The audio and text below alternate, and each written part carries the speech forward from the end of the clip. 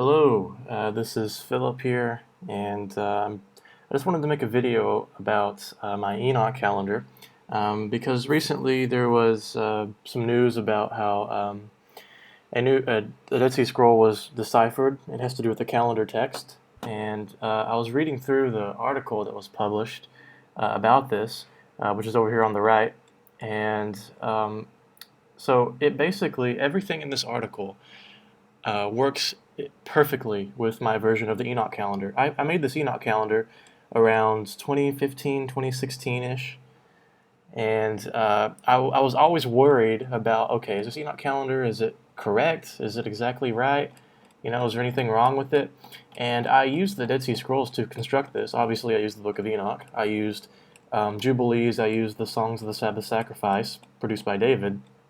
And I was trying to produce the most accurate representation of what the calendar should be based on those texts.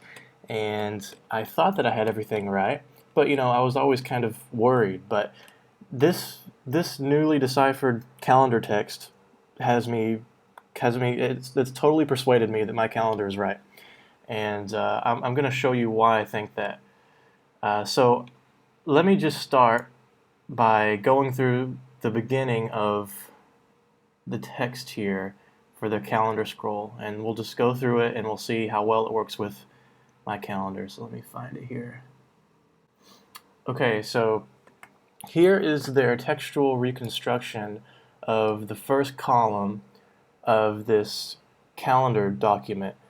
Let me zoom in here a little bit. Okay, so it says the beginning of the first month on weekday 4. Okay, so the beginning of the first month is on weekday 4. Well, let's see in my calendar here. Okay, let me go all the way to the top of my calendar. And, okay, so my Enoch day, 1, 2, 3, 4. Okay, so the weekday starts on the 4th day, and surely enough, this falls on a Sabbath, according to my construction. Now, the reason why I have the Sabbath on the 4th day is because of what the Songs of the Sabbath Sacrifice say. The Songs of the Sabbath Sacrifice have the Sabbaths lined up in this way, so I put it that way, and it lines up with this calendar document. Okay, so, and then it says Tekufa. Tekufa. Well, what does that mean? Well, in the commentary that the scholars provide in this article, they say that Tekufa, and it refers to the beginning of a season.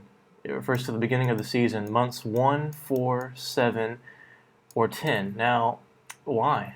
What do they mean by seasons? Well, I believe that these seasons probably are referring to the seasons of Noah.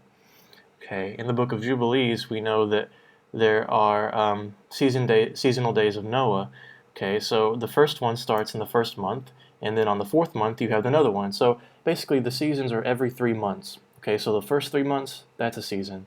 The second 3 months, that's another season. So weeks 4, 5, and 6, and then weeks 7, 8, and 9 are another season. 10, 11, and 12 is another season. So I had predicted this, and I put this in my calendar already based on the Book of Jubilees. So this calendar document here, we've already established so far, just from looking at it already, that it collaborates with the Songs of the Sabbath Sacrifice and with the Book of Jubilees. So it's pretty incredible stuff, just so far, just looking at it, right? Let me go back to column 1 here, and I just want to walk you through column 1. Now I've checked pretty much all of this already, and it fits. So it's really incredible. But let me go back to column 1, which is all the way down here for some reason. Okay, beginning of the first month is on weekday 4, Tekufa. On the 4th in it is a Sabbath, and surely enough, this is the 4th day, and you have a Sabbath. So on the 11th in it, a Sabbath. So again, day 11, Sabbath. So this is in the first month of the year in the Enoch calendar. So the 11th day is a Sabbath, and the 14th is, the 14th in it is the Passa, which in this case would be Passover. Okay, so, and surely enough, I had this marked here. Now, I mean, obviously, you have to just take my word for it, all right? I mean, I'm not trying to show off or anything. You'll have to take my word for it. But what I am saying is that this calendar document collaborates with the other scriptures, okay? So Passover, I got this from the Dead Sea Scrolls, this date of it from the Dead Sea Scrolls on other Dead Sea Scroll documents, and it fits right here on the 14th day. And this calendar document tells us the same thing, all right? And then it says, okay, so weekday 3, right? I'm not sure what it means by weekday 3. Yeah, not sure about that. But on the 15th in it, the Feast of Mezot. Now, I didn't know about, so I haven't finished filling out all the other feast days on my calendar. But if I had, I'm assuming that I would have guessed Mezot would have been on this day. But hey, even though I haven't done that, I can use this calendar document to help me finish filling it in. So that's pretty cool, you know. So that's what I think is useful about this document. It collaborates with other scriptures. You can use it to fill in other feast days, and it helps you make sure you're on the right track for keeping the calendar. And then it says on the 18th in it, a Sabbath. So 18th, the 18th of the month. So we have 14, 15, 16, 17, 18. Yep, 18th day of the month, and it is a Sabbath. What do you know? Okay, so let's see, let's keep going. The 25th in it, a Sabbath, and surely enough, 25th day of the month is a Sabbath. Okay, so let's see, weekday 5, and it falls the 30th day of the month. Okay, oh yes, oh my bad. Okay, so when it says weekday, it's referring to the week following the Sabbath. So the Sabbath is the first day. So 1, 2, 3, 4, oh, excuse me, Sabbath is the last day. 1, 2, 3, 4, 5. So the 30th day is the fifth weekday. Okay, so weekday 5. All right, and that's exactly what this calendar scroll says. That's exactly what my calendar says, and it all fits perfectly. Let's see, weekday 5, it falls the 30th day of the month.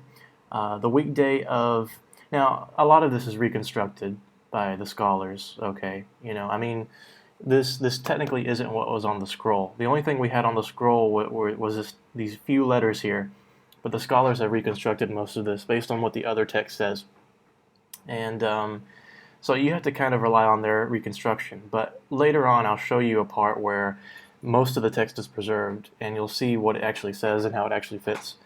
But this is just one part of the mostly reconstructed by the scholars.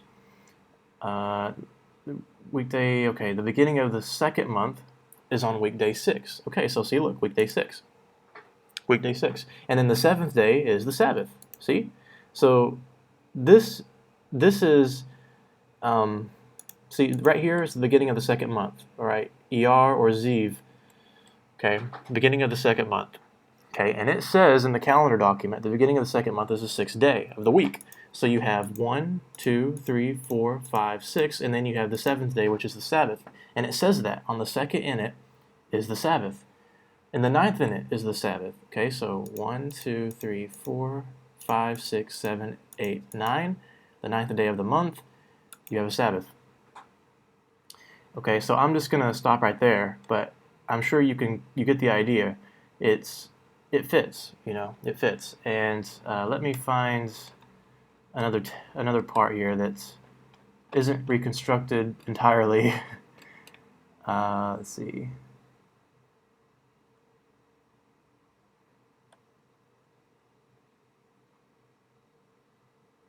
Okay, I want to show you this in column 4. Okay, column 4. Towards the end of it, it's not all reconstructed. All right, there's some text here, substantial amount of text that isn't reconstructed by the scholars. Okay, so column 4, lines 8 through 10, and it says, okay, let me read from column 7. I mean, excuse me, from line 7, so you get some context. Okay, on the 21st in it, Sabbath. On the 28th in it, Sabbath. Okay, this is referring to the 9th month. So let me go to the 9th month in my calendar. Okay, so I have month 1, 2, 3. Notice how I've marked the seasons based on coloring of the month. So the yellow months are season 1, which is corroborated by the scroll. So 1, 2, 3, 4, 5, 6, 7, 8, 9. Okay, so the beginning of the 9th month is the month of Kislev. Okay, which, by the way, I don't know if the names of the months today are the actual names. I don't think they are, but I mean, just for the sake of giving it a name, I've given it the modern name if I couldn't find one in Scripture. So, Kislev, the 9th month, and it says that, okay, so it says on the 28th in it is a Sabbath. So the 28th day of this month is a Sabbath. So there's 31 days, so 31, 30, 29, 28. And surely enough, it is a Sabbath. Okay, it is a Sabbath. And week day 2 in it falls the 30th day of the month. So 1, 2. And surely enough, this is the 30th day of the month. See, because there's 31 days in the month, this is the 31st day, this is the 30th. Okay, so it falls on the second day. And then it says weekday 3 is additional. What does it mean by additional?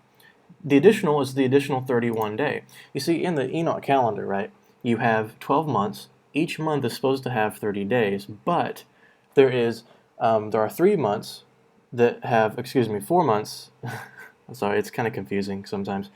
There are some months that have 31 days, basically, okay? Because instead of being 360 days in the year, there's 364. And these extra days mark the end of seasons, okay? So you can see that this season comes to an end and the next season begins, the seasons of Noah. Okay, so I hope this isn't too confusing. It can be kind of confusing, but just maybe pause the video and just think about it for a second, okay? I'm trying to describe it in a way that isn't too difficult.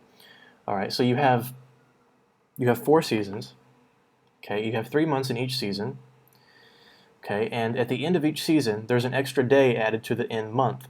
So instead of it being all 30 days, it's like 30 days, 30 days, 31 days, 30 days, 30 days, 31 days, and then so forth until you reach the next year.